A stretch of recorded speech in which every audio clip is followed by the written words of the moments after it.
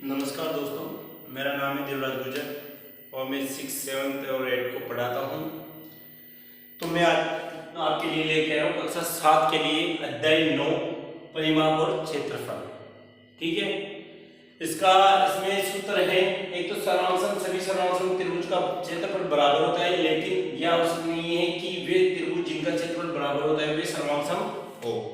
ठीक है, इस चीज में और अब अगले इस चैप्टर में आने वाले हैं, जैसे समांतर चतुर्भुज आता है वो भी बताऊंगा।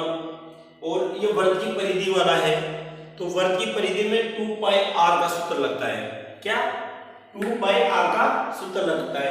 वर्ग ऐसा होता है, इसमें केंद्र बीच में है, त्रिज्या आती है, त्रिज्या r होती है। त्रिज्या क्या होती है? r से दर्शाते हैं। ठीक है, और जैसे ये पूरी यहां से यहां तक का ले लेते हैं ना आकार पूरा, तो ये क्या होता है? व्यास। व्यास हो जाता है। व्यास किससे दर्शाते हैं बच्चों? d से दर्शाते हैं।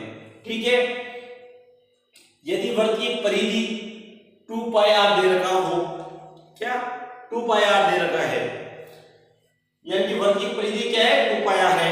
और तुम्हें जैसे r दे दिया तो वर्ग की परिधि निकालोगे, और ये व्यास दे दिया तो पहले तो d निकालोगे बटा 2 लगाएंगे। जैसे कुछ भी है 10 है तो 10 में से 2 निकाले तो 5। क्या अब आ क्या आया? अपने 5 आ गया। कितना आया? 5 आ गया। ठीक है,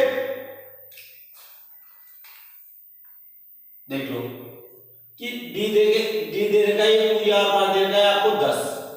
अब इसका r तो यहां से यहां तक ही था ना, ये पूरा तो क्या था? व्यास। और r कितना था बच्चों? r तो यहां से केंद्र से इतना।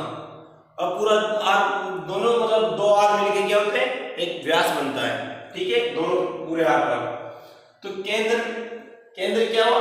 केंद्र बीच में है, व्यास d से दर्शाते हैं और r त्रिज्या को किससे दर्शाते हैं? r से। ठीक है, अब वर्ग की परिधि 2 पाई r, पाई का मान कितना होता है बच्चों? 22/7। यदि तुम्हें इनको हल करोगे तो 3.14 आएगा। कहीं कहीं क्वेश्चन में दे रखा होगा कि पाई का मान 22/7 2, और कहीं क्वेश्चन में देता है 3.14, पाई का मान 3.14 है। ठीक है, वर्ग का क्षेत्रफल है पाई r स्क्वायर। क्या है? पाई r स्क्वायर। और अर्धवर्ग का परिधि पूछ लेना, अर्धवर्ग की परिधि यानी कि परिमाप पूछ लेते हैं तो बच्चों जैसे अर्धवर्ग का क्या होता है? आधा, तो 1/2 इंटू 2 पाई r, परिधि क्या थी? 2 पाई r। तो 2 से 2 कट गया तो क्या रहा? पाई r। तो अर्धवर्ग का परिधि क्या हुई? पाई r।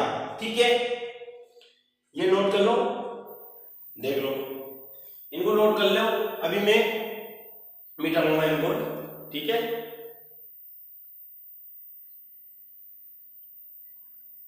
ये क्या है? ये सूत्र है ना इस चैप्टर में काम आएंगे परिमाप और क्षेत्रफल के में। तो तुम बैक करके या रोक के देख लेना इन सूत्रों को, इतना टाइम है नहीं बच्चों।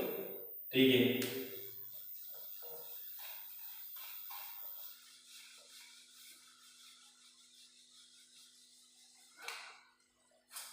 अब समांतर चतुर्भुज का क्षेत्रफल। अब ये है मैं समांतर चतुर्भुज का क्षेत्र जो तुम्हारे समझ में चल जाएगा। समांतर चतुर्भुज का क्षेत्रफल तो है आधार